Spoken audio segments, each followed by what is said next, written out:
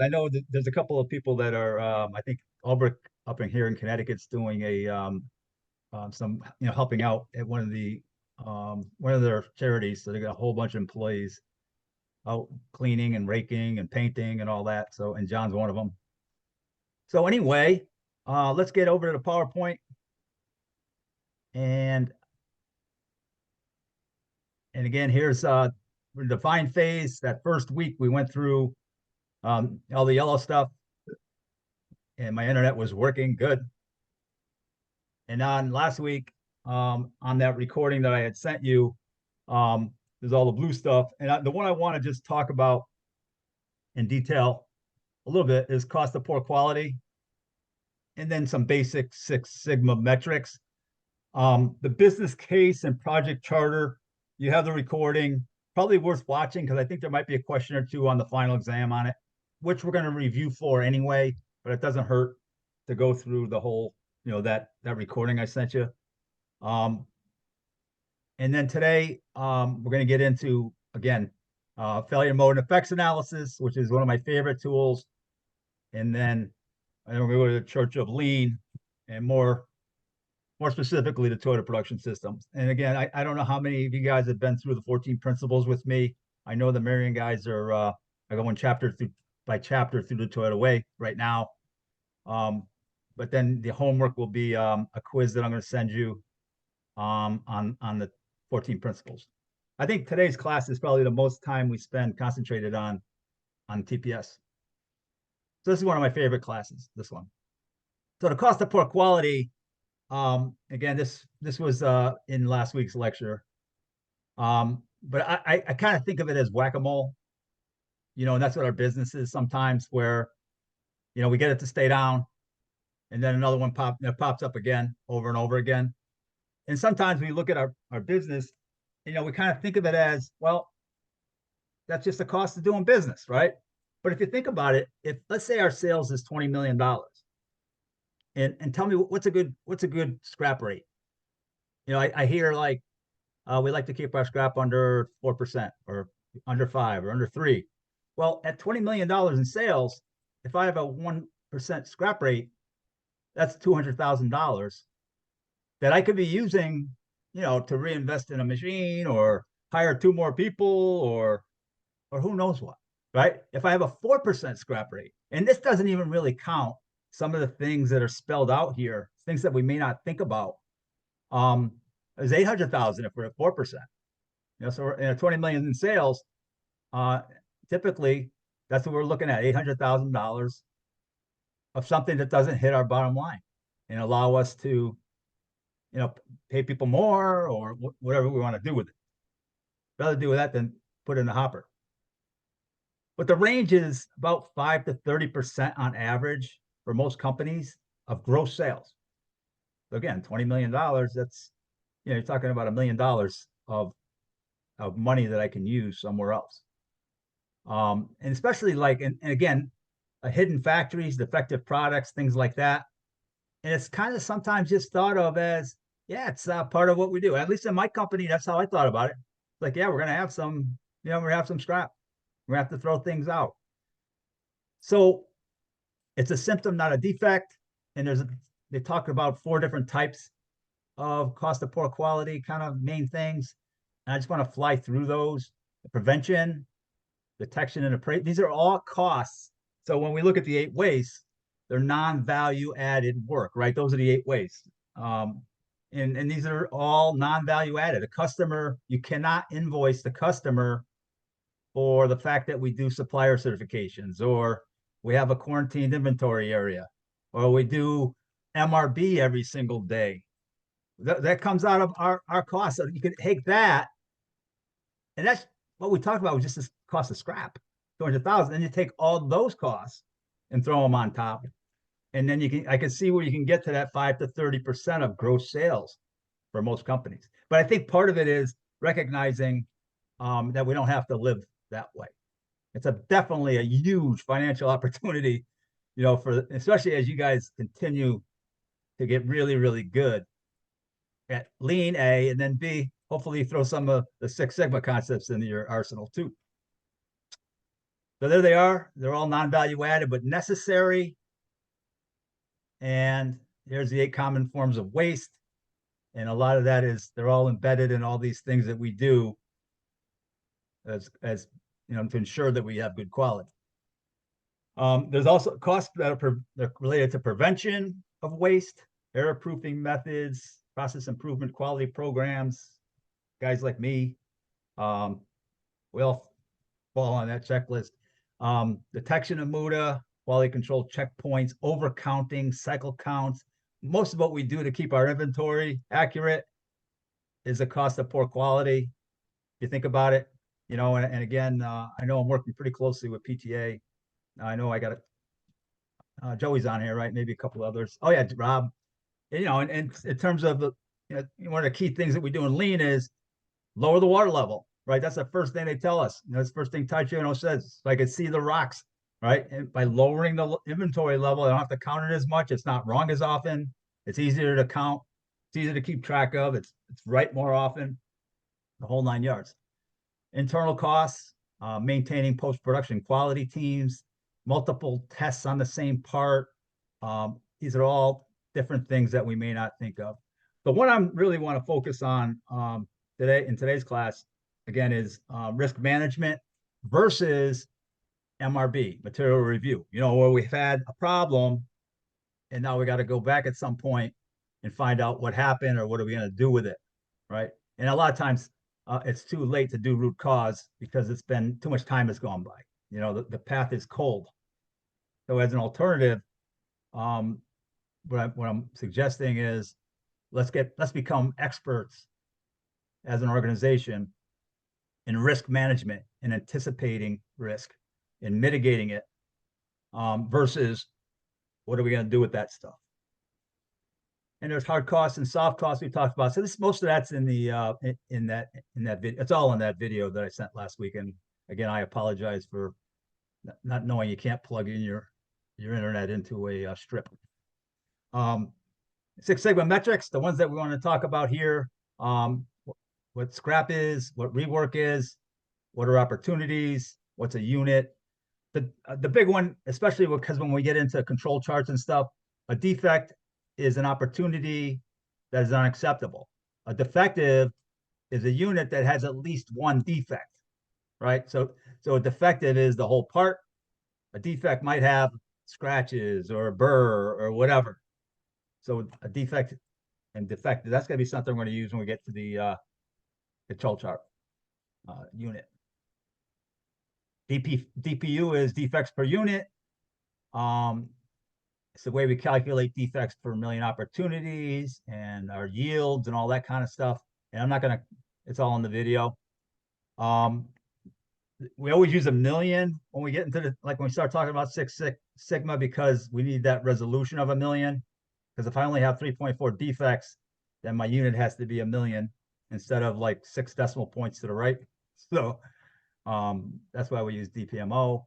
Talks about what yield is. Again, this is all in the recording, guys. I think there may be a question or two here on what these concepts are. First time yield and how it's calculated, that whole thing. Throughput yield, first pass yield. Let's get to the good stuff. So you guys have all that. Project management, I'm skipping through. That's in the recording. You know, that's kind of like when you're running a big Six Sigma project. And again, it's in the recording from last week. And it's part of the green belt requirements, but I don't think we need to cover it again. How to do a business case, metrics that you might have in a project, cost benefit analysis. We're almost there, and now we're there. Okay, now let's get into project risk management. The reason why this is in the define phase again is because we're talking about a project that might be 8 or 9 months long, and it might include, you know, 20 or 30 people, right? So we want to make sure that it doesn't fail. Most of us don't do those types of projects anymore. I think pretty much universally, you know, it's more about small bites and continuously, that kind of thing. But it is, that's why it's in the define phase. But risk is a future event that can impact task project if it occurs. And the purpose is to foresee risk, and then mitigate it using a contingency plan, doing something different to make sure it doesn't happen. And the project risk analysis consists of the following steps. We identify risk, we assess it, we put a response plan together, we mitigate. In other words, think about your schedule, right? What are we going to run in the next 2-3 weeks? If you look at the schedule in the future, are there things on there that I call time bombs? The last 10 times we did it, 5 times we had a problem, or 6 times. And then there's things that on your schedule that you don't have to think about. You can do it blindfold, right? Those aren't the ones we're talking about. Those aren't the ones we need to pay attention to. It's the ones that are risky, right? And the identifying steps, risk identification. And the first step is to identify them, categorize them, put them in categories. And again, this is for risk management for a project. All right. Well, it's going to be a little bit different when we get into FMEA in a second. And there's the different types of risk categories. The risk assessment is evaluating the range of possible impacts. And these are the steps: define the various impacts, rate each one, sort and evaluate risk by severity level, determine if any controls exist, and then define potential mitigation. And that sounds a lot like FMEA, which we're going to get into in a second. Risk mitigation means let's get ahead of it. Let's put air in our tires, before they go flat. What can we do ahead of time? What special attention can we pay? There's a whole bunch of different types of risk mitigation. And a risk that's occurred is an issue, and a contingency plan is designed to address issues when they happen. And risk tracking and reporting provides critical visibility to all risk. And depending on the severity, those are the ones that are going to get taken care of the earliest. In bigger companies, maybe the risk owners are responsible for recommending how we're going to close them. All right, let's look at the FMEA. All right, and again, it's such a nice, neat process, a nice, neat tool, but it's an analysis technique to identify, evaluate, and prioritize a possible deficiency in a process, so our project team can design action plans to reduce the probability.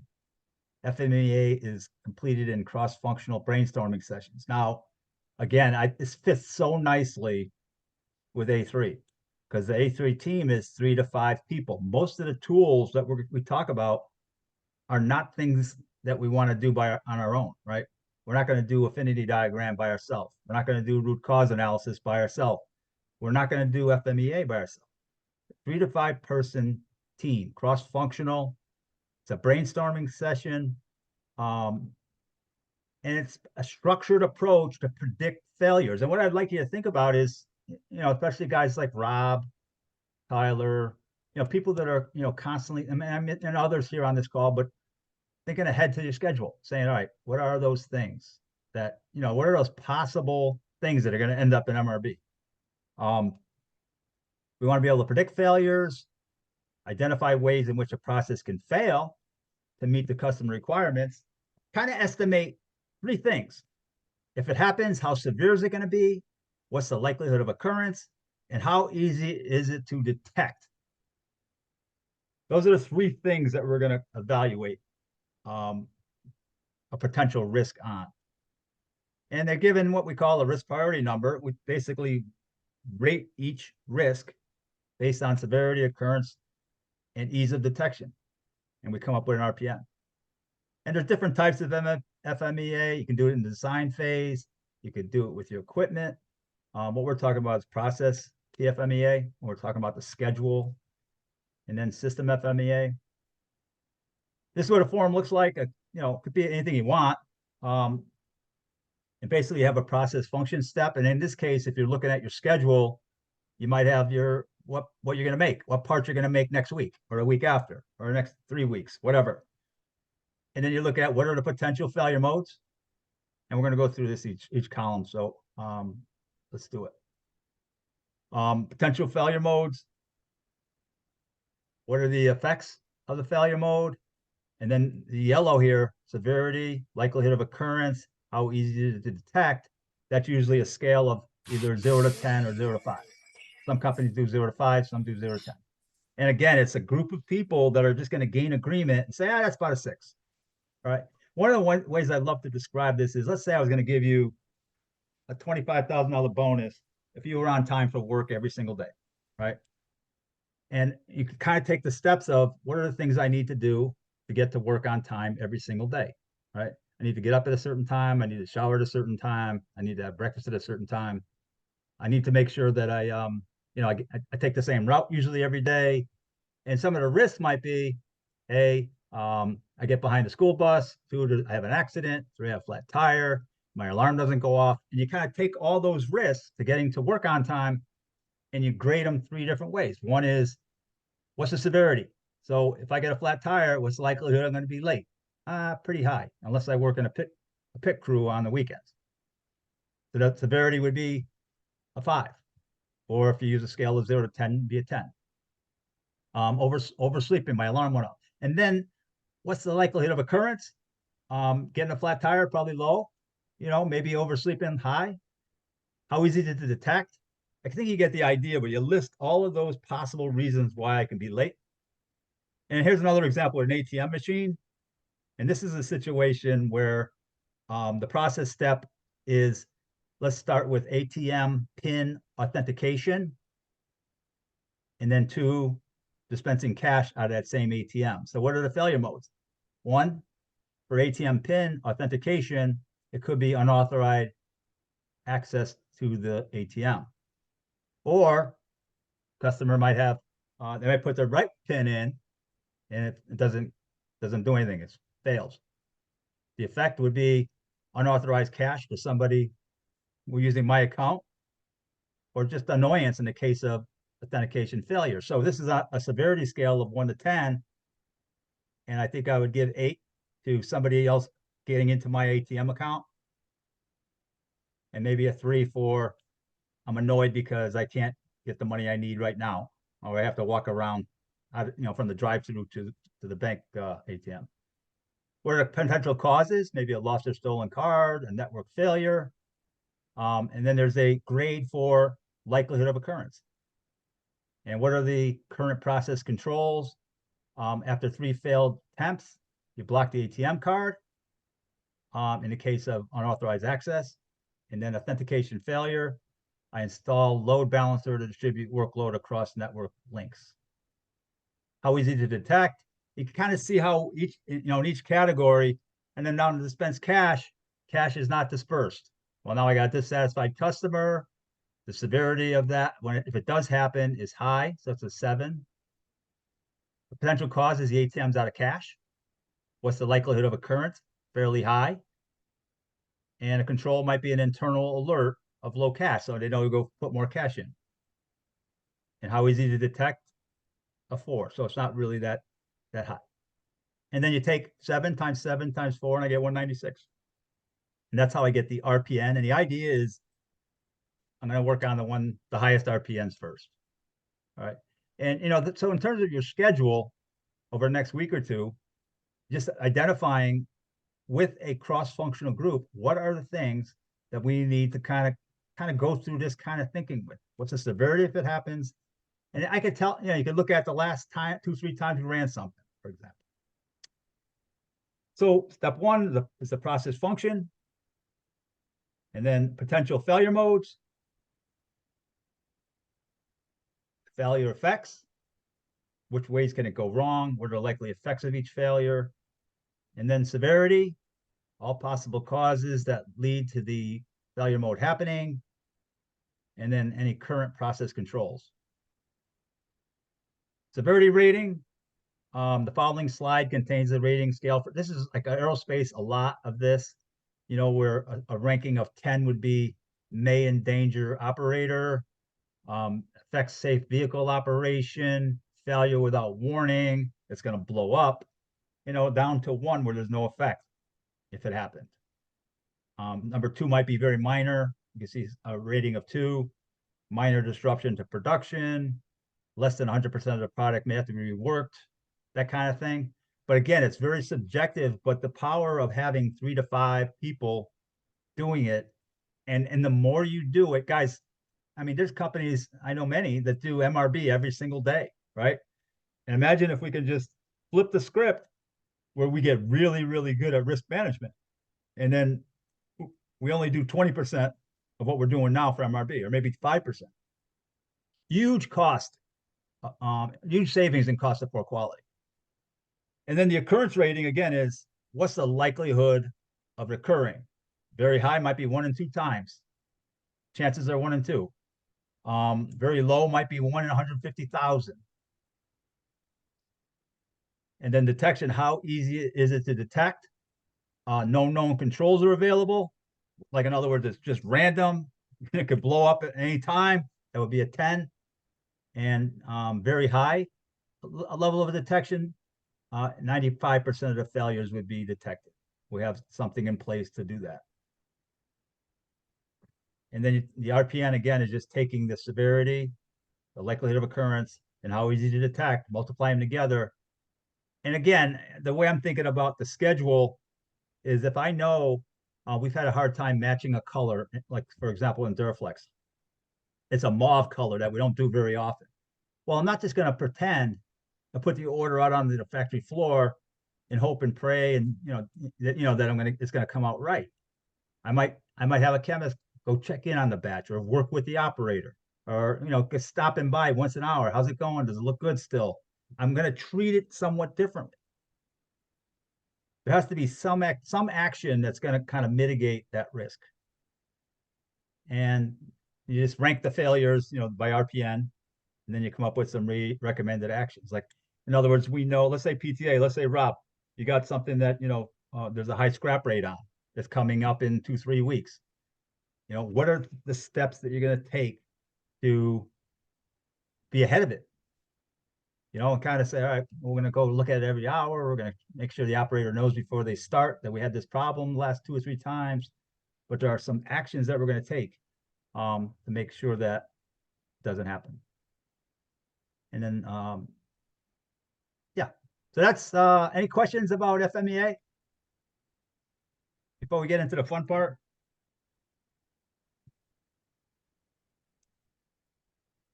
Everybody awake? Everybody breathe in their computer so I know you're there. Yep. I'm here. Don't you love Here. Zoom? All right, let's get into lean. Woohoo! So again, I'm gonna kind of start with lean, and then I'm gonna get right into the Toyota production system. And I know, Tyler, you just got on maybe a little bit later, but the 14 principles are going to be reviewed for some of you guys, but the 14 principles are applicable to my wife's frozen yogurt shop, to a lemonade stand if I want to set up on the corner, Ulbrich Steel, to any business. But a lean intends to eliminate waste, and only value will be pulled through its system. It's characterized by identifying and driving values, establishing flow and pull systems, create production availability and flexibility, and zero waste. It's about waste elimination, identifying and being able to dosate waste. And it's based on the Toyota management system. We don't like to call it that, because that the people that get the park in the front, with the special parking place and the big office in the corner, they call, they want it. It's nice to call it a production system, because we're doing okay managing just the way we are. But in reality, at Toyota, it's the Toyota management system. It's how we recruit, coach, train, teach, all that. And the basic 2 principles are continuous improvement and respect for people, and then the 14 principles. Just a quick story. When I was a kid, my old man, that's what cars look like. The one on the left, they weighed about 5 tons. And basically, the way they were designed was, I had to buy a new one every 3 years. And largely, if it wasn't a timing belt, it was a muffler that was hanging off the bottom of it. Tires, when you're going down the road, they would spontaneously just explode. You could have a flat tire going at 65 miles an hour. You'd have to get yourself over the side of the road. Um, the cars were designed again to last 3 or 4 years. When I got my license, I mean, it was not unusual to go down Route 84 or 91, and every mile there's somebody on the side of the road with the hood up, with smoke billowing out, or sparks flying off a muffler for a car in front of you. You usually had to have a transmission change um, way before the first 75,000 miles. Um, and then all of a sudden, I think I was 16, my old man said, because there was a problem getting gas. The oil embargo happened. And I used to have to get up at 5 in the morning because my father had to get to work for like 7 o'clock or something. And I just got my license and I have to wait in line for an hour and a half to get gasoline. And you can see it's like 39 cents a gallon, but it didn't matter if it was 2 cents a gallon because you could only get it on the days. If your license plate was the even number, you'd have to go on Monday and Wednesday. If it was odd, you go Tuesday, Thursday, or I forget the exact days. And then something happened. I had four brothers. We're all a year apart. The seven of us total. My old man decided it was a good idea to buy one of these cars up in the top right. He actually got a Datsun D210 or something like that. So we couldn't even ride together. But guess what happened? Because people were waiting in line, because these things were gas guzzlers, all of a sudden, a lot of Americans were buying Toyota or Nissan, Datsun at the time. And something happened. Not only did you only have to fill up once a week or once every 2 weeks, but they also didn't break ever. They might have rotted. A lot of times the body would rot on them because they maybe weren't designed for the salt that we put on our highways and stuff like that. Like it would all be like rust spots all around, but you'd have 500,000 miles, 600,000 miles on these things.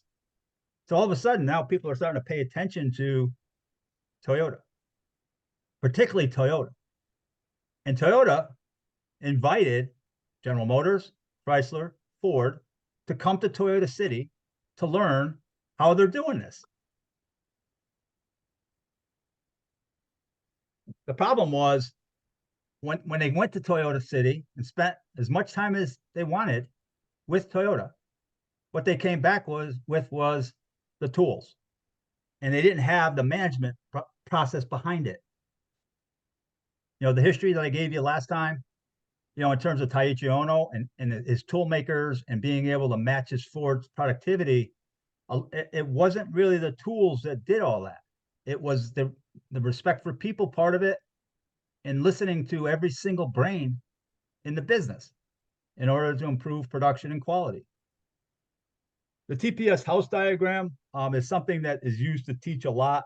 The two main pillars are on the left here is just in time, and on the right is Jidoka.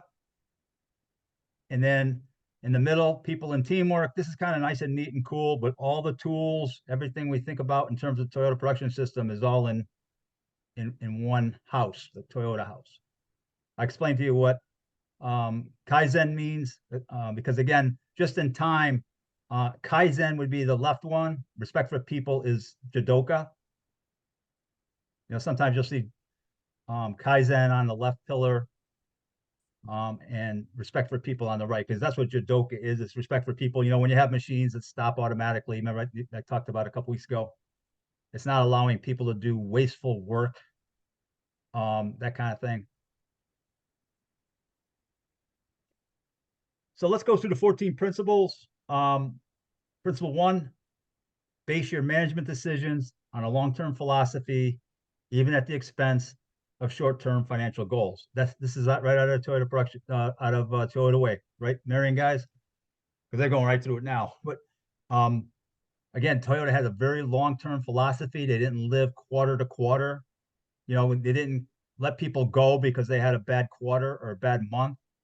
All of their management decisions are based on a long-term philosophy, even though there might be some short-term ramifications of that. It's a philosophical sense of purpose. And I think in my business, I boiled it down to when people came to Duraflex, could they buy their own home? Can they prosper? Can when they come in as, from a temporary agency, for example, Could they send their kids to school at some point in their life? Could they retire with a decent amount of money in the bank? Can they, all these things that we, that are taken for granted, is it possible to do it? And again, like I said, I always say, if I want results others don't get, I need to be willing to do things that others won't do. And this is definitely the 14 principles, and a lean business strategy is one of those things. And it definitely saved my life. I mean, I want to be able to generate value for my customer. And my customer is, again, the person I hand my work to, the person that pays the bill, but more important is the person that shows up in my parking lot every day. That's my customer. That's my starting point. And I think to do that, we all have to be responsible, not be victims of our circumstances, and strive to decide our own fate. Principle 2, create a continuous process flow to surface problems, right? And then the eight ways of what gets in the way, and those are defects, overproduction, unnecessary waiting, non-essential processing, unnecessary transport, inventory, unnecessary motion, and unused employee brain power. For a $5 bill, what is the mother of those 8 ways? Anybody? $10. I'm gonna mail it to you. Production. Anybody? John, come on. Overproduction. $10, baby. $10. What did you look it up? You didn't Google it, right? No, All I right. think you discussed that previously. I love it. Oh, I did last time, last class. I owe you $10. I'll send it to raise attention, or Frank. So flow is what we're trying to get to, right? And I think for those of you guys that have done the Legos, the planes, it's real easy to see it. You get when you start to approach flow, and those 8 things that will get in the way. There they are. The Japanese word for waste is muda. There's also a couple other wastes that we don't talk about a lot. One is muri, and one is mura. And muri is unevenness, and mura is overburden. But most of the time we talk about muda, which is these 8 things. Principle 3, use pull systems to avoid overproduction. This is where Kanban lives, or Kanban, however you want to pronounce it. But basically, it's about a process signals its predecessor that more work is needed. It's replenishment based on consumption. Kanban means a signal, a light, a flag, some signal to do more work. And this Taichi Ono and his colleagues came and saw the American supermarkets and saw that whatever went out the door, that's what got replenished on the shelf. And I always use the example of Campbell's, clam chowder, where it's always in the same place in the supermarket. It's always the same amount. It doesn't matter if it's July or if it's middle of December, but if they sent out 15 cans, that's what goes back on. And that kind of just, the light bulbs went off with Taichi Ono. The guy on the right, his name is Sammy Bari. He's one of my heroes. I was at a lean conference, I don't know, 10 years ago, maybe 20. And I had seen most of the classes already, from previous years. And he is a dentist in Jacksonville, Florida. And he has applied all of these 14 principles to his dental practice. He has no waiting area. There's no place you go in and sit down. I'm going to call you. When you go there, you go in. No magazines, no comfortable couches, no TV, nothing. When you go into a room, and he has Kanban set up with a light outside the room you're in. And without a 2-second delay, after the hygienist is done, the x-ray person might come in, then come in, then they're planning your next visit, they're getting your insurance information, bam, you're out of there. It's a fascinating book called Follow the Learner. And it took Sammy about 20 years to start to understand how in God's name does Toyota and automobiles have to do with my practice. He has a backlog right now, as I talked to him a couple of weeks ago, of 2,400 patients. if you go on lunchtime, you will be back at work. And he will try to do as much as possible so you do not have to come back as long as you can tolerate. So that's it.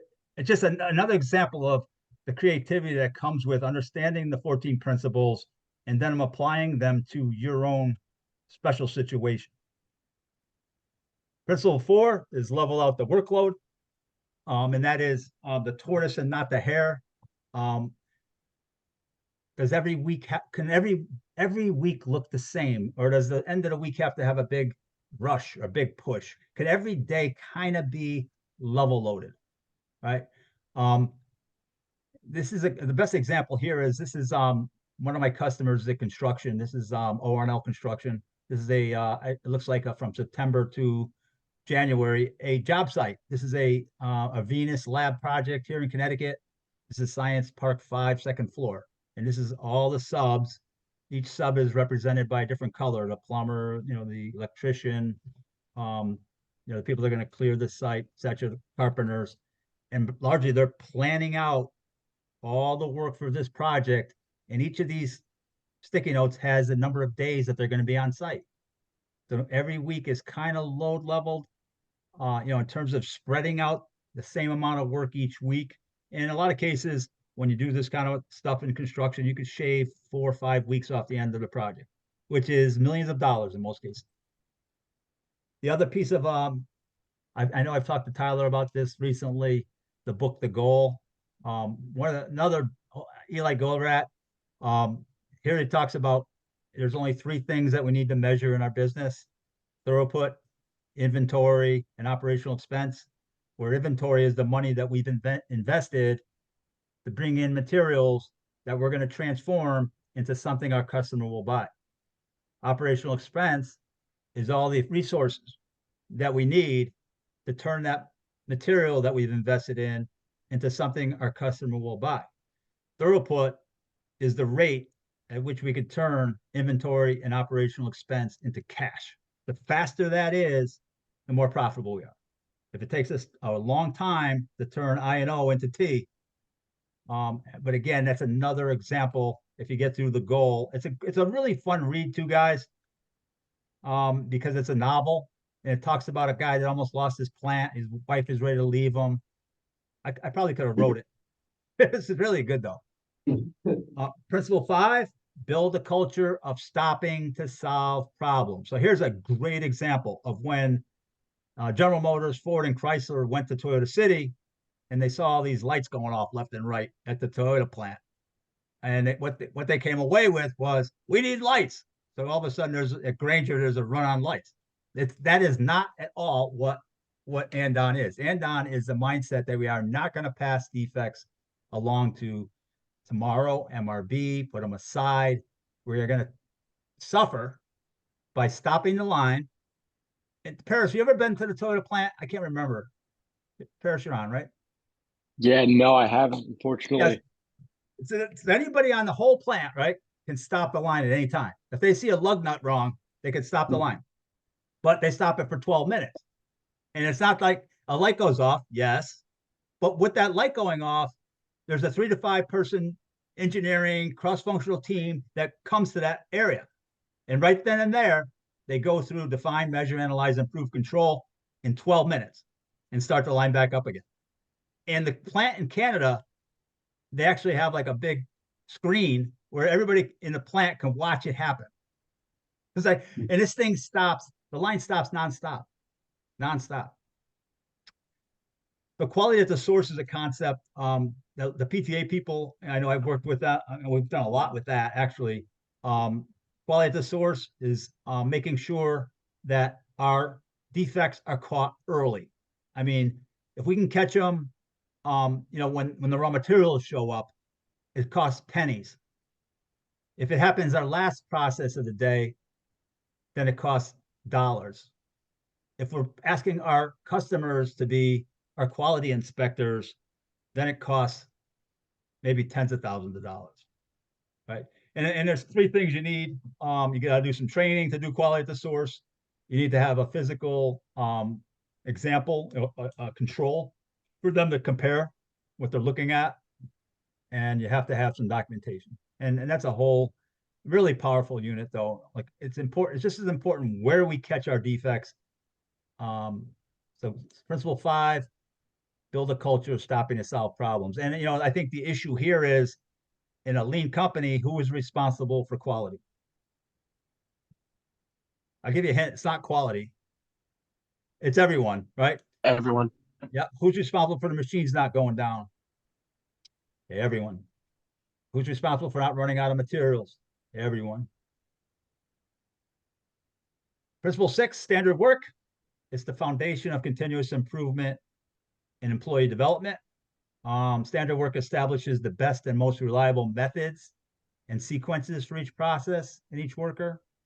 And those are, maybe materials and parts, machines, methods, people, and measurements. This is kind of where 5S lives: sort, set, shine, standardize, sustain. It kind of lives here in visual control. Visual control standard work is what 5S is. And standardization is the way that we sustain our improvements. Principle 7, use visual control. There's 5S again. So problems are visible. Top right, for the Albrecht guys, that's one of the pre-active boards at Wire. And largely anybody can tell where any job is at any time and when it's coming to them. This happens to be the fan, couple of machines. And you can see the magnets of where the jobs are, when they're going to show up, what day they're going to show up. But the idea of principle 7 is, as much as possible, being able to walk into an area and know that we are in perfect control. Bottom left, my friend Stephen Fries, again from Albrecht Steel. Core cutting visual. We're really easy to see the status of the core cutting area on all 3 shifts. Principle 8, use only thoroughly tested technology that serves people and processes. In other words, and the way I interpret this, especially with the advent of augmented reality, cobots, AI, is making darn sure, I mean, sometimes through the A3 process, that if somebody's job is going to be impacted by the implementation of technology, that they are involved from the beginning. It's disrespectful for me to fix your job. So this is the way I've always interpreted principle 8, is making sure that it's thoroughly tested, that serves people and processes. Principle 9, maybe you guys may recognize Ray. 48 mill operator at the mill in Wallingford. Principle 9 is probably one of the most important, I think, in my mind, and that's to grow leaders who thoroughly understand the work, live the philosophy, and teach it to others. And when I first read this, down the bottom, you could see the asterisk. I thought it meant, who the hell needs more chiefs? Everybody can't be a chief. That's not what it is at all. It's not about being a manager or an employee. It's about being a leader. And that's where the A3 process, I think, does a really good job. It continues to build leaders. The attention of the principles over time fade, where if you look at Albrecht Steel, now it's 6 tenants, isn't it, John?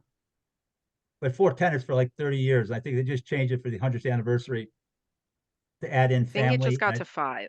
Oh, I didn't realize you were on. Yeah. Yeah, now we got the family values, right? And the Right. also continuous improvement part.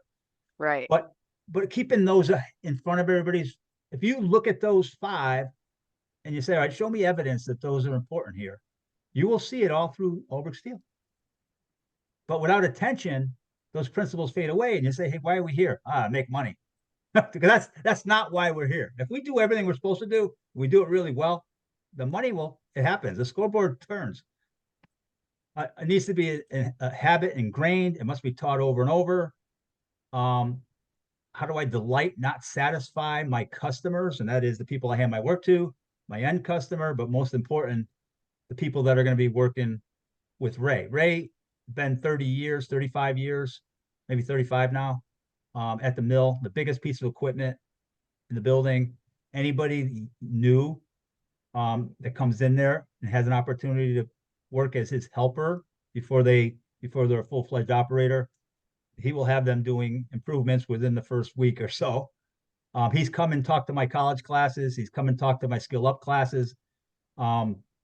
Really great example of a leader who understands the work, expert at the work, the 48 slitter, lives the philosophy and teaches to others.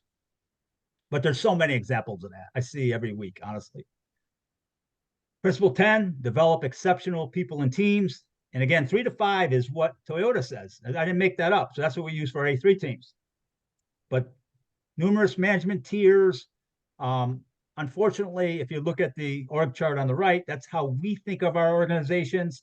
We have a director, then we have department heads, and then we have vice presidents of this, and then finally down the bottom, and each of them are broken into silos: finance, quality, maintenance, the whole 9 yards. Unfortunately, the king, and this is how Toyota always refers to the customer, they have to deal with us from the side. So in other words, if I have to return something, I need to return an item, I have to talk to customer service, and then customer service might hand it off to credit and collections, and they might have to do something with shipping and to get a decision sometimes.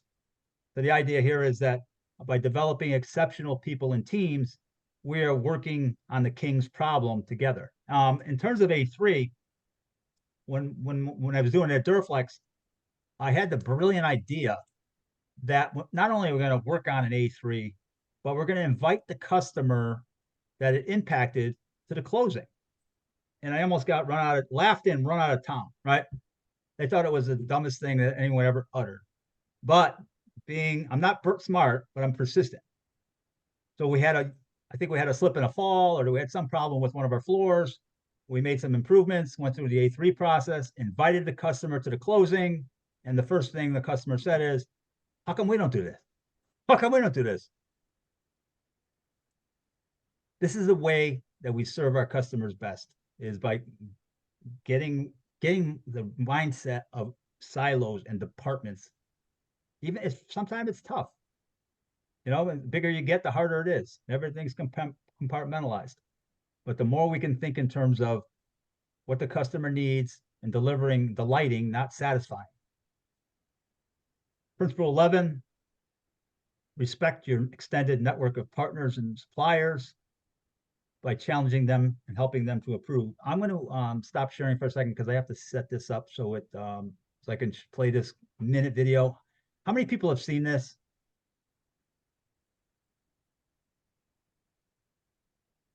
This is the video where I usually tear up, like I'm cutting onions. I just love this. But here it goes.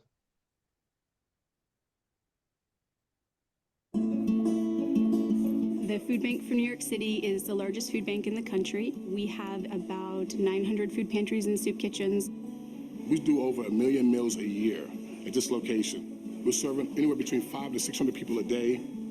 The word dignity, you don't know what it means until you lose it.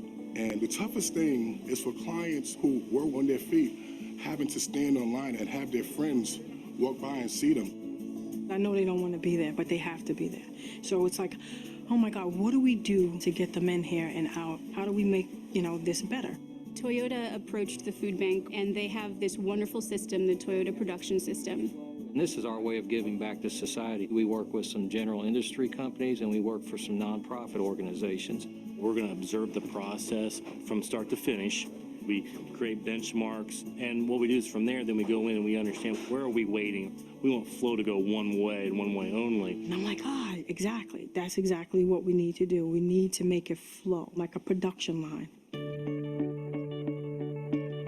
When we collaborate and we can learn together and share ideas, we can come up with some breakthroughs that neither party could have come up with on their own. The change is amazing. The wait time on the soup kitchen line decreased from about an hour and a half to just 18 minutes. And when I come around that corner, the line is gone, and I'm like, yes! Toyota has helped our clients maintain or even given dignity. We hope that we can bring the changes to the rest of the 1.4 million New Yorkers that rely on food pantries and soup kitchens. At the end of the day, you're leaving with a great meal. You're leaving feeling like someone cares about you. We do more at the food bank than just serve food. We change lives. We affect lives. That's what we do.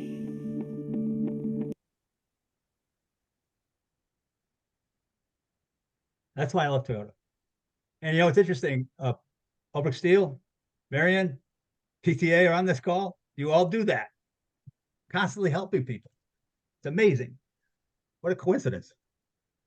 But again, when they talk about Principle 11, they talk about also what they call the 6 Suppliers Club. I think you might be reading about that in the Toyota way right now on the Marion guys. And that's basically if one of my suppliers is struggling, we're going to send a team in to help them. We're all responsible for each other's well-being. So that's what Principle 11 is. I hope you like that video. That's one of my favorites. And I apologize if you've seen it before because I just love it. Principle 12, go and see for yourself to thoroughly understand. This one is just so undervalued. A lot of times we like to solve problems from conference room, or we think we might know the answer. Principle 12 is go to the Gemba where the work actually is, demonstrate respect, and ask questions. And the best example was when Toyota decided they want to do the minivans. And, instead of just going in and building a minivan, because they were hot in the 80s, every family had a minivan. And the Dodge Caravan, they were huge.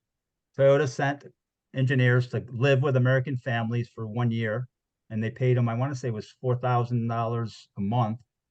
And they went to soccer games, they went to Dunkin' Donuts. They don't eat in their cars in Japan.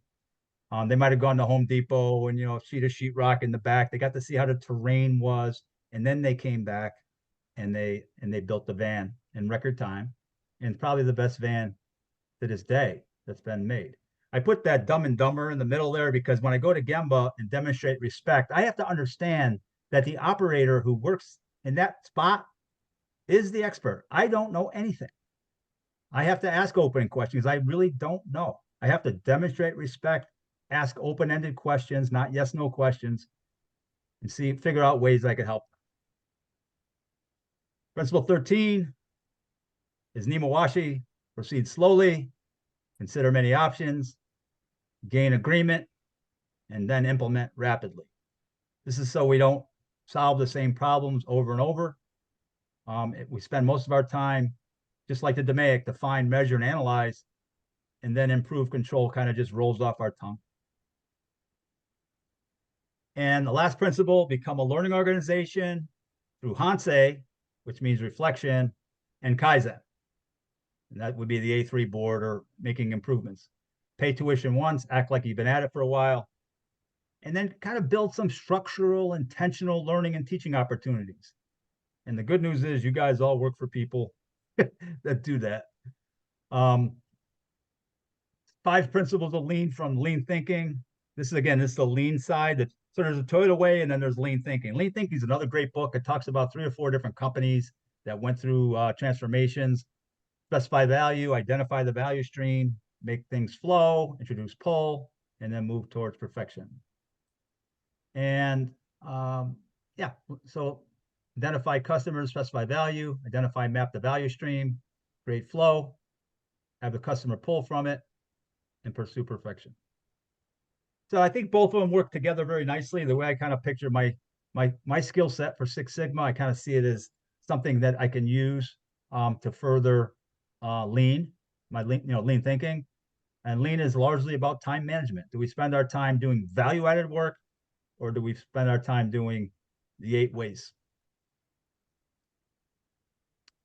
Roadblocks, constraints. All right, 10. Woo-hoo! We're 1/5 done. Let me stop sharing. I hope that was good. I enjoyed this one. I do. Now we're going to get into the measure phase next. Right at 4 o'clock, guys. I apologize for, but I wanted to just touch on a few things from last week. Anybody have any questions, thoughts? Nope. All right. I'm going to send you a quiz on the 14 principles. If you have any questions, just shoot them back to me, okay? Have a great afternoon, rest of the afternoon, a great week. Take it easy, Bill. You Have a guys good have one. a good Thanks, one. Bill. You You guys. too. Thanks, Bill.